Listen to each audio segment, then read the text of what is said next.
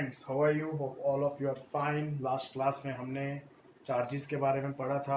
आज हम थोड़ा सा आगे जाएंगे। आज हम कूलम्स लॉ के बारे में पढ़ेंगे और कूलम्स लॉ के बारे में देखेंगे ये है क्या।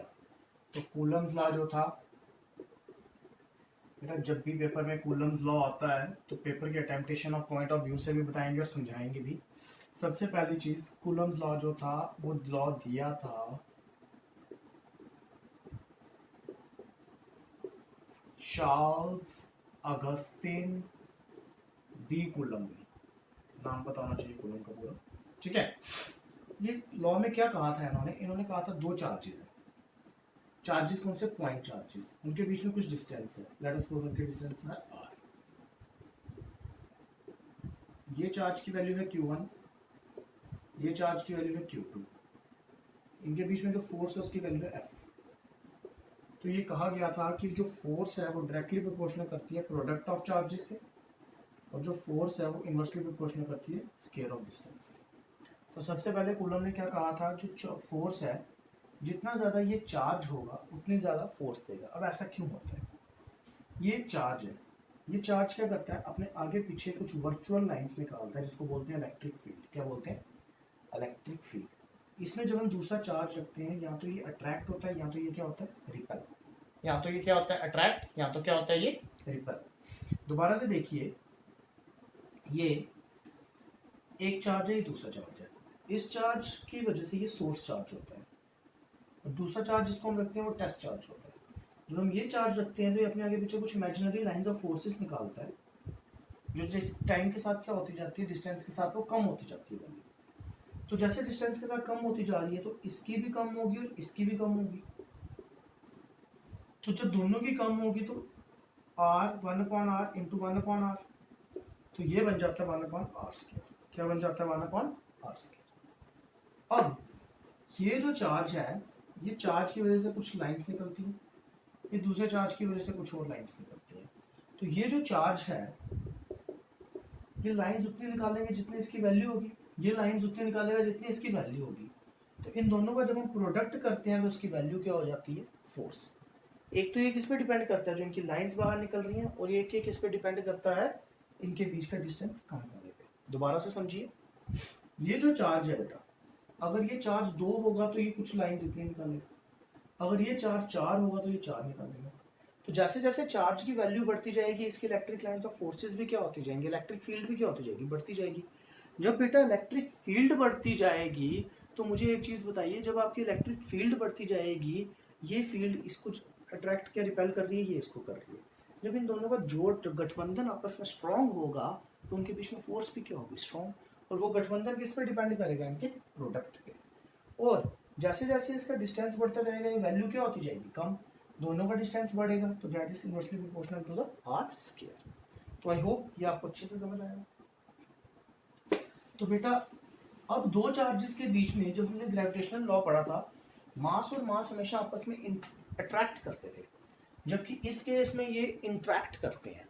अट्रैक्ट भी कर सकते हैं और रिपेल भी कर सकते हैं। तो देखिए, स्टेटमेंट लिखते समय जो हम गलतियां करते हैं, जिनकी वजह से नंबर मिलते हैं नील बटा सन्नाटा, वो क्या है? This law states that force of interaction आएगा बच्चा बाटी। बहुत सारे लोग यहाँ पे अट्रैक्शन लिखते हैं, वो लड़का लड़की के बीच में होते हैं, चार्जेस के बीच में जरूरी नहीं है। चार्जेस के बीच में रिपल्शन भी हो सकती है। बिटवीन एनी टू कौन से चार्जेस है? पॉइंट ये सिमेट्रिकल। ये चार्ज बड़ा नहीं होना चाहिए। चार्ज अगर बड़ा होगा तो उसकी वैल्यू भी क्या हो जाएगी, चेंज। तो चार्ज बड़ा नहीं होना चाहिए। और ये चार्जेस मूवमेंट में नहीं होने चाहिए, किसमें होने चाहिए? रेस्ट में। इज यहाँ पे बच्चे लिखते हैं force of attraction between any two charges. Charges नहीं बेटा, पॉइंट चार्जेस। किस पे बड़े होने चाहिए? रेस्ट में। मूवमेंट करेंगे तो डिस्टेंस वैसे चेंज होता जाएगा। व्हाट इट इज, पहला अभी बताया, directly proportional to the product of charges,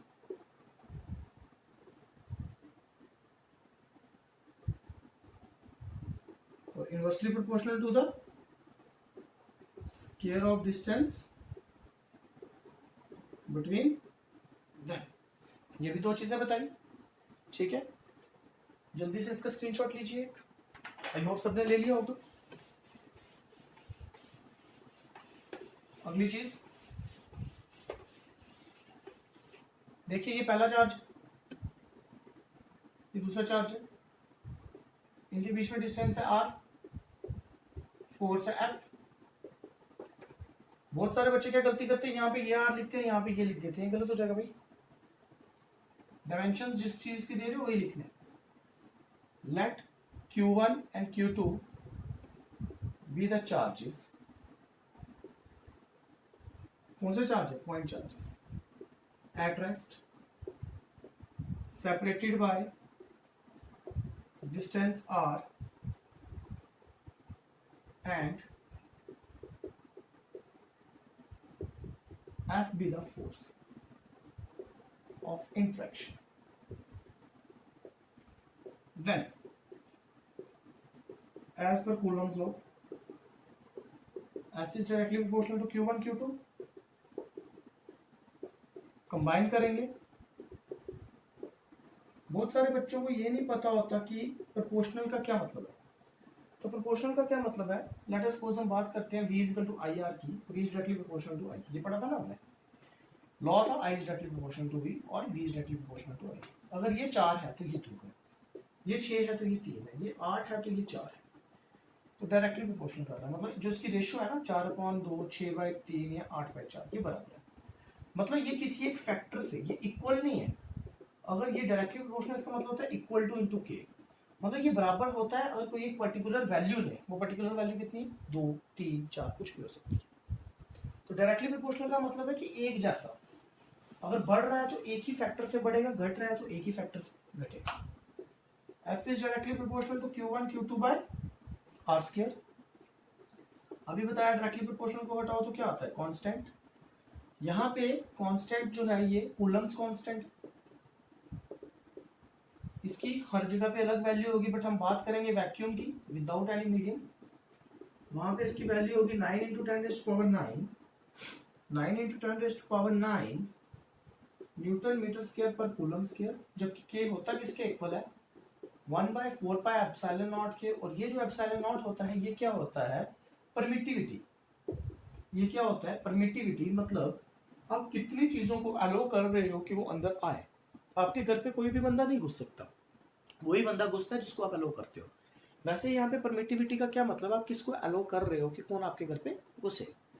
और इस एप्सिलॉन नॉट की वैल्यू रहती है वैक्यूम के लिए 8.85 × 10⁻12 8.85 × 10⁻12 coulomb square upon newton metre square. Coulomb square upon newton metre square. तो यहाँ तक तो किसी को कोई डाउट नहीं होगा। जल्दी से इसका एक स्क्रीनशॉट लीजिए। दोबारा देखिए, force Q1 Q2 inversely proportional to R square. क्यों है बता दिए। के क्या होता है? कांस्टेंट वैल्यू एयर में और परमिटिविटी। इसी को आगे समझने के लिए थोड़ा सा बेटा समझिएगा खाली। इसमें कहता है कि ये जो एप्सिलॉन नॉट होता है ये होता है एयर के लिए। अब एप्सिलॉन क्या होगा? हर जगह पे एयर है। 4 क्या होता है? 4 × 1। 4 क्या होता है? 4 × 1। 5 क्या होता है? 5 × 1। मतलब 1 इज omnipotent like God। वैसे ही vacuum is omnipotent in all the mediums। तो एप्सिलॉन हमेशा किसके इक्वल होगा? ये इसको रिलेटिवली मल्टीप्लाई कर रहा है और ये omnipotent है। It's relative multiply by omnipotent। omnipotent क्या होता है? जो हर जगह पे होता है। तो रिलेटिव क्या आ जाएगा? Epsilon by epsilon not. तो for medium epsilon not is equal to epsilon F is equal to 1/4 pi epsilon Q1 Q2 upon R square. और F medium is equal to, अभी मैंने बताया epsilon not into epsilon R Q1 Q2 by R square. ये पूरा क्या बन जाएगा हमारा? F of vacuum divided by epsilon R। ये थोड़ा सा ध्यान रखिएगा कि जैसे जैसे वैक्यूम से मीडियम की तरफ जाएंगे फोर्स की वैल्यू क्या होगी? उस वैल्यू से कम होगी जो इसका रिलेटिवली परमिटिविटी होगा। तो जल्दी से इतना स्क्रीनशॉट लीजिए। आई होप ये सबको समझ आया हो।